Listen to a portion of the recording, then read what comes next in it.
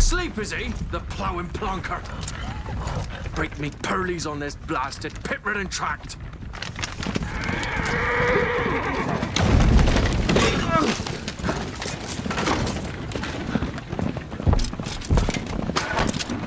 With fear not dry road. Aye, the devil's out there! Just running from!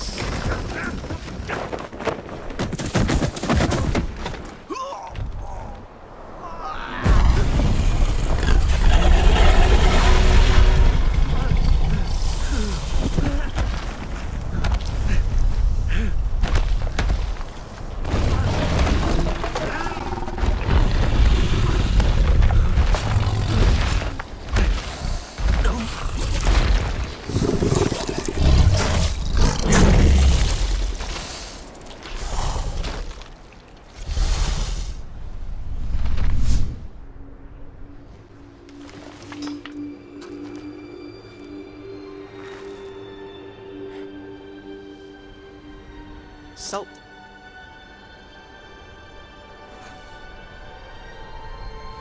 Almost had me fooled, Fruin.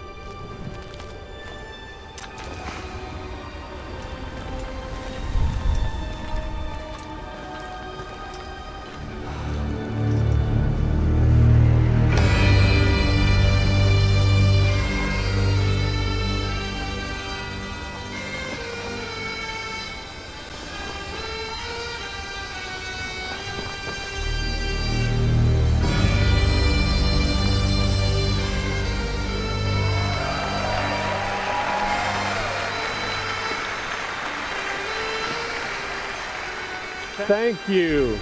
Thank you, everyone, and welcome to the State of Unreal at Unreal Fest Orlando. We're here to show you what's next with Unreal Engine and so much more. We are thrilled that you're able to join us. Thank you. But first things first, I'm here with Sebastian and Kitek from CD Projekt Red. We have a lot to talk about. Hey, guys. Hey. Thank you, Wyatt. Thank you, Wyatt, and hello, everyone. With The Witcher 4, we're stepping things up. And to do that, we needed the right partner, one that truly understands that great open-world games are all about art and technology coming together. Yeah, and look, our goals are completely aligned here. And around the launch of UE5, your awesome team at CD Projekt Red announced a collaboration to make open-world development in Unreal even better. And it's an opportunity, we just couldn't pass it up. So we've been working on a technical demo together to achieve just that. I think we should take a look at it. You guys ready? Born ready.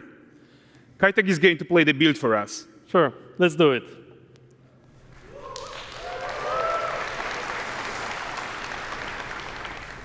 This is a technological showcase set in the world of The Witcher 4. What you just saw and are going to see now is running on a standard PlayStation 5 at 60 FPS with ray tracing. So in the game, you'll be playing as Ciri, a professional monster slayer, a witcher. She explores the world and hunts down monsters for coin. The region we are in is called Kovir, and you'll get to explore it in a game. Right now, Ciri is investigating a monster, and after gathering new clues, she is heading back to a nearby village.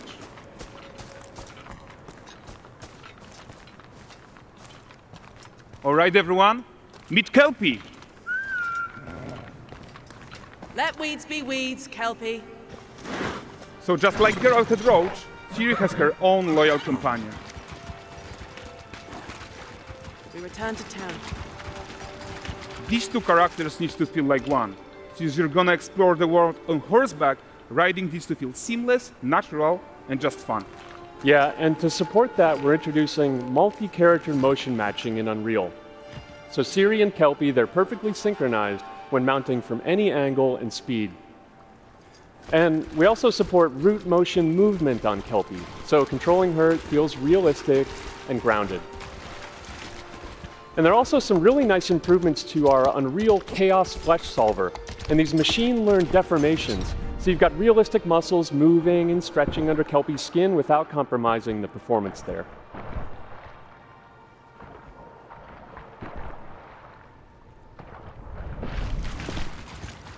So let's leave Ciri behind for a second and talk about the world itself. So much of the Witcher world is natural, organic, especially Kovir with its dense forest and wild nature. Yeah, and wild nature is hard. And with nanite geometry, we've freed artists from so many of their old constraints. But we don't want to rest until everything we do in Unreal has that same spirit of freedom. There's always more work to do. And foliage is a huge piece of that puzzle.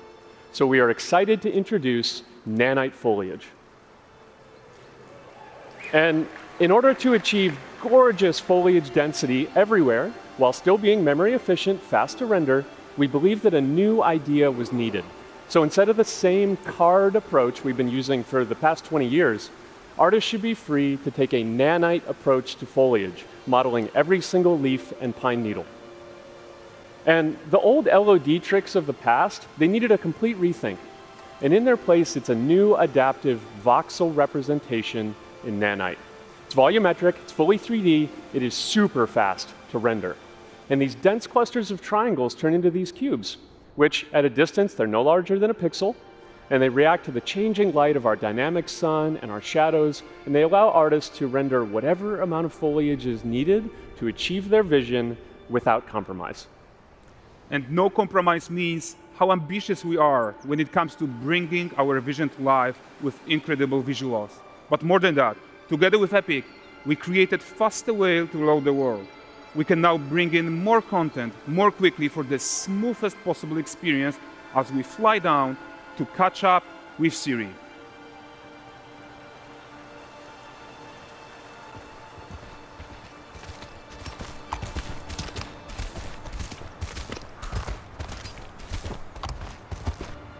Welcome to Valdrest. So Valdrest is a port town, a hub for fishing, trade and mining. It's one of those places where you can meet shady characters or overhear gossip from other lands. It's also where Ciri took on her current contract. High-tech, let's leave Kelpie here and explore the marketplace and food. I'm so excited we can finally show you some of this stuff. Let's see what Valdrest has to offer. Not her again. Not even at the Land Exeter Fair! Now, 9 gazes while I present him with a fish. For the furry rascal will often wait, and the fair's weight grants good fortune. Here, have they?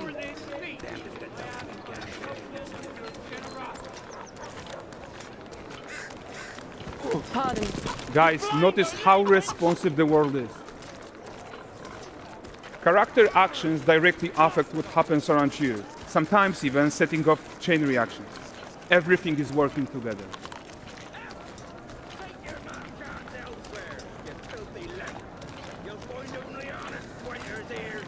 Oh, look at this poor gentleman being taught how to fly by an angry innkeeper. That's what happens when you cheat at Gwent. Last of it, is it? Ready to wait. Jingling the purse.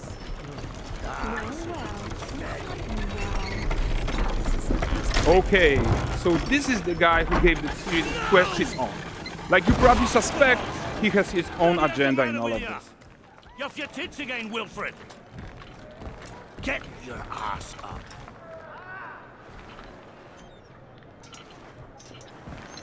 A typical day's toil. Who in? With Churres. What news of my wagons?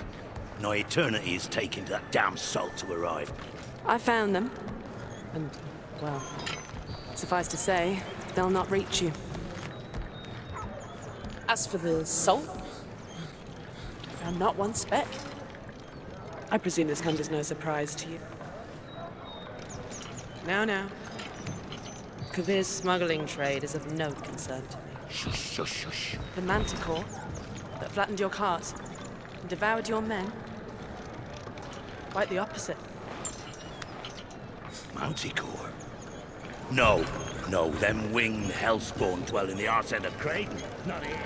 While Siri decides what to do about that merchant, let's take a look at the character technology that powers this marketplace. Why don't we listen in on these fishmongers? They're selling their wares, chatting up customers. Morning, catch this is. Won't find none fresher. Reckon you ladies after one of them. Course. Get this cleaned and gutted for you. You mind, dearest? Into seeing something more. Got mackerel, cod, all Brexit's finest. And there is tons of tech at play here, even in this simple market stall. Metahuman tools, improved Unreal smart objects, chaos cloth, and more. Yeah, and all of this exists to make sure that the gap in quality between Siri and NPCs is as small as possible. Yeah, and closing that gap, it's not just about fidelity, right, but also authenticity. They should react to changes in the world around them. But the prisoner in pillory isn't exciting enough for Valdrest. Let's grab everyone's attention with a circus.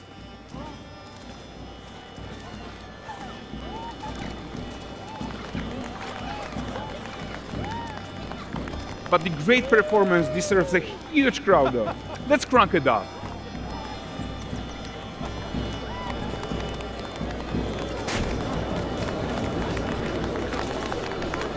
So you are seeing tons of optimizations here to many of Unreal systems, including an entirely new Unreal animation framework, allowing us to fit easily in our 60 FPS budget, not just in rendering, but also with room to spare on the game thread. Over 300 animated skeletal mesh agents all going about their business. And the whole point is to leave breathing room for developers like you to introduce the gameplay and the systems that your players expect, empowering you to make your worlds come to life without Unreal standing in your way. You are right, and that's the open world RPG that we are making. But before we wrap up, how about one final check-in with Siri?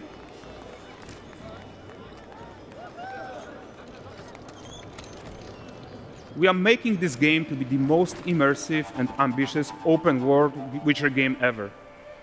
And we are making this a reality thanks to our work on Unreal with the team at Epic.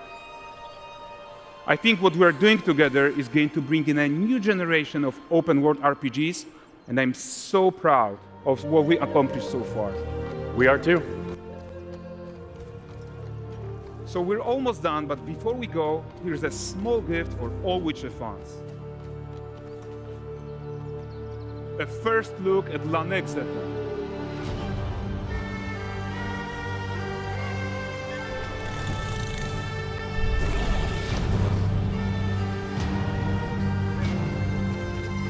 Onward, Kelpie. With what?